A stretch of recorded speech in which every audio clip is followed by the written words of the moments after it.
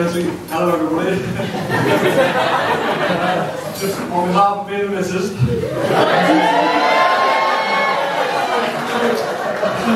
on behalf of me and my wife, I'd like to take a moment just to say a few thank yous and a couple of words. Before we get started, we've got a couple of toasts, so if you could make sure your glasses are filled. For the benefits of the Newcastle lot, it's not a drinking game. When you ask to raise your glass, it doesn't mean down the wall.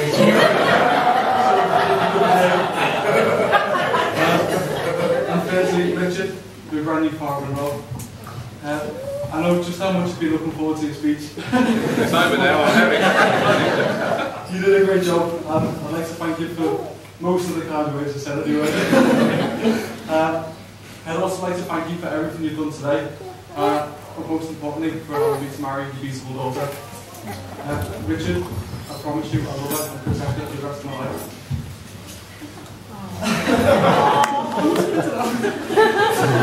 And Dina, you've made me feel part of your family from day one. I wanted to thank you for the love and welcome you always get, and also for putting up with me every time I fall asleep on the couch.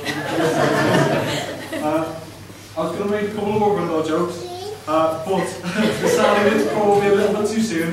Instead, I wanted to just say I couldn't hope for a better one, so thank you. And as a small thank you, I'm not going to pick it up, just to put you a little gift. In fact, it's that one just said.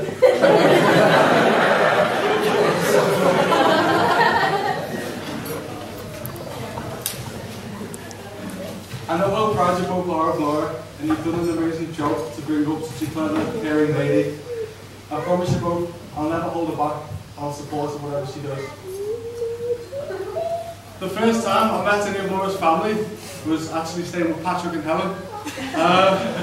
For those of you who don't know, Patrick's Stevie's younger brother.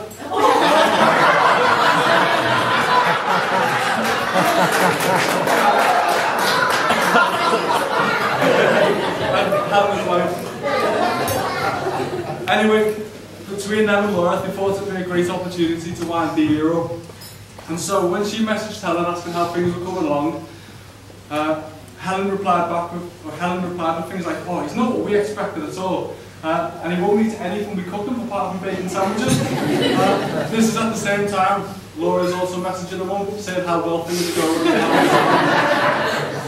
Anyway, it's safe to say Delia phones up in a little bit of a panic, and I'm left absolutely mortified after meeting them both like a couple of days later. It turns out it's nothing unusual. As a family, they're so close and caring and loving, a great family, and also they love playing the occasional joke. So to my new family, I'd just like to thank you all for the love and welcome, and just making me feel just really welcome anyway. So,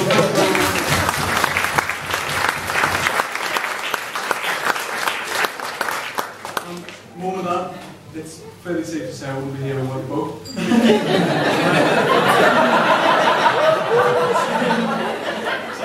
I'd like to thank you both for everything you've ever done and making me who I am today. Mum, you're the nicest, most loving, genuine person I know, and I love you lots. On behalf of myself and your new daughter-in-law, we've also got you a small gift. Again, I'm not lifting it up because it weighs its own. It's just there. And Dad, I wanted to thank you, firstly, for not bringing the ukulele. That's meant to be prep and ready, you will not make it for that. And also for your advice, which I've always heard, but may not have always listened to. I've always been there when I need you. So thank you both and love you lots.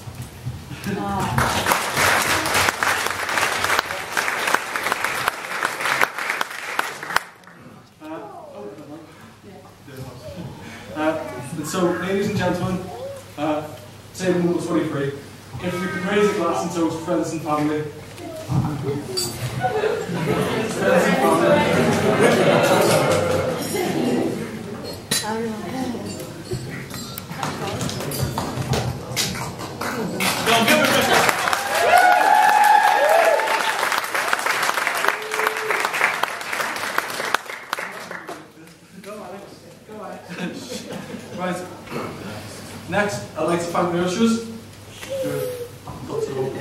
You've done a great job today. I'd especially like to thank Liam, who's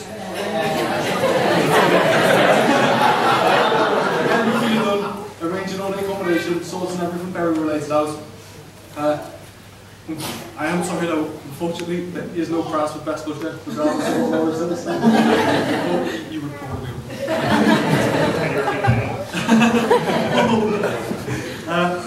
And next on to Laura's bridesmaids, all 9 of them. Firstly, going to say you all look absolutely stunning today. I've had a good look.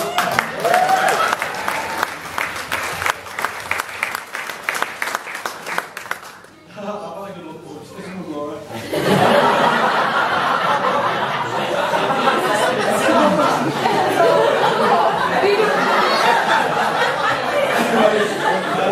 You can meet some of Laura's best friends, and I know just how much she means to you and how much you mean to her. I wanted to thank you all for the support you've given her over the years, and we'll put a small gift on your table, which I'm sure you've already found. So thank you, ladies, very, very much. And Kirsty, our maid of honour, Laura's special K.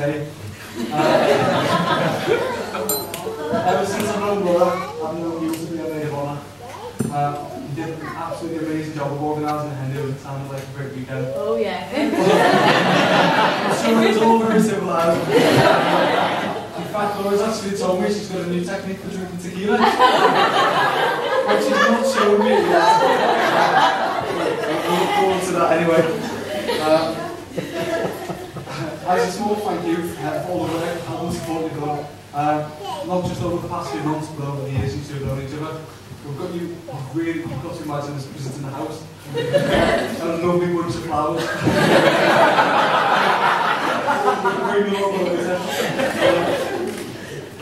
So, ladies and gentlemen, if I could ask you to be upstanding and raise a glass.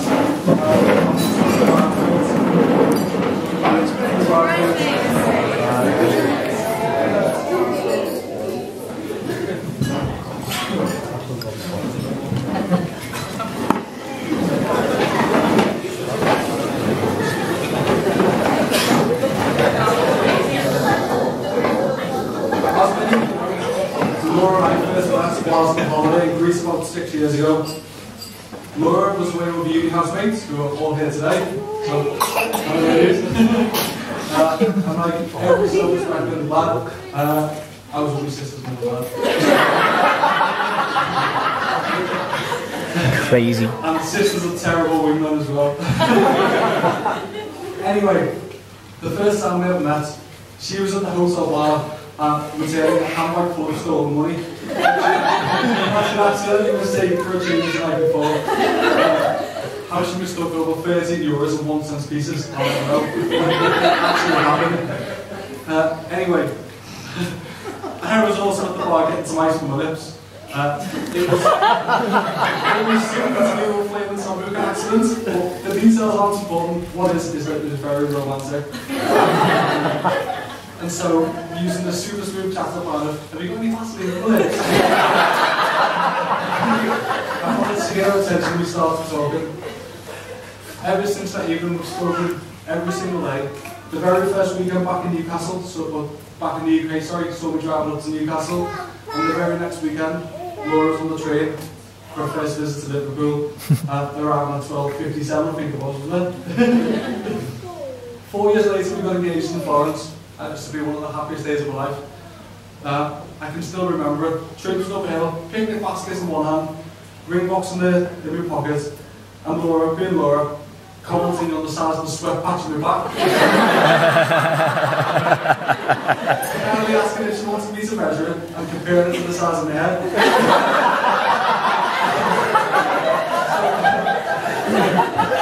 Anyway, she said yes.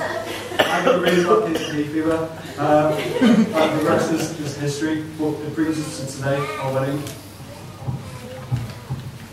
Whilst planning today, we were speaking to a priest who summed up what he believed marriage was. And he said, if you ever have a bad day, you're feeling down or worthless, just remember that there's this one other person who's willing to give up the whole of their life for you, which I thought was quite nice. Laura, you're the most beautiful thing I've ever seen, and my best friend. I love you with all my heart and thank you. There are so many people here today who deserve a thank you. You know who you are, and rather than thank each of you individually, I just wanted to say thank you to you all now. Today wouldn't be the same if it wasn't for each and every one of you. We really do appreciate all the time and effort you've all gone to, everybody here, to make today possible. So, thank you. And last but not least, it's Paul, my best man. I'm not going to go into any stories, don't worry.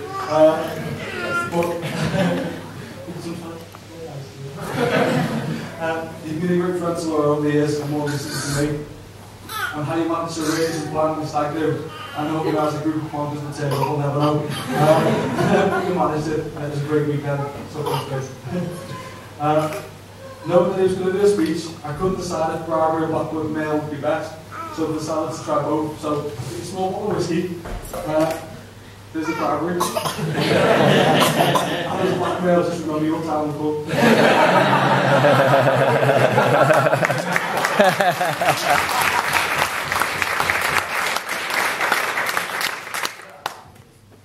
Just for everybody who doesn't know Paul, he's a great guy. There's only slight drawback, he's got a really wild imagination, which can cause him to invent all these fancy stories.